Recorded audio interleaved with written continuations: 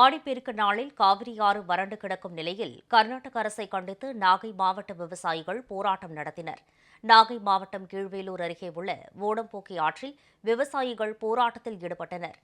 ஆற்றின் கதமுனை பகுதியில் திரண்ட விவசாயிகள் வறண்டு கிடந்த மடை அருகே சாமி படம் வைத்து விளக்கேற்றினர்.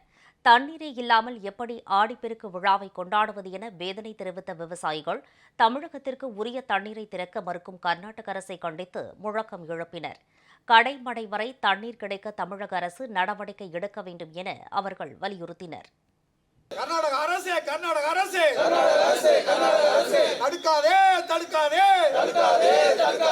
காவிரி நீரை தடுக்காதே திறக்க வேண்டும் சிவகுமாரை திறக்க வேண்டும் திறந்து விடு காவிரியின் உரிமை நீரை காவிரியின் பங்கு நீரை திறந்து விடு கர்நாடகம் உரிமை நீரை திறந்து விடாதனாலையும் காவிரியினுடைய பங்கு நீரை கொடுக்காதனாலையும் இன்றைக்கி காவிரி ஆறு வறண்டு கிடக்கிறது மாதிரி இந்த பாசன ஆறுகள் ஓடம்போக்கி ஆறு வறண்டு கிடக்குது. இந்த ஆற்றுல தண்ணீர் மேலே விளக்கேற்றி அஞ்சலி செலுத்தி வணங்கக்கூடிய நாங்கள் இன்றைக்கி தரையில் விளக்கேற்றிருக்கிறோம். காரணம் தண்ணீர் பாட்டில் கொண்டு படைக்க வேண்டிய நிலைக்கு தள்ளப்பட்டிருக்கிறோம்.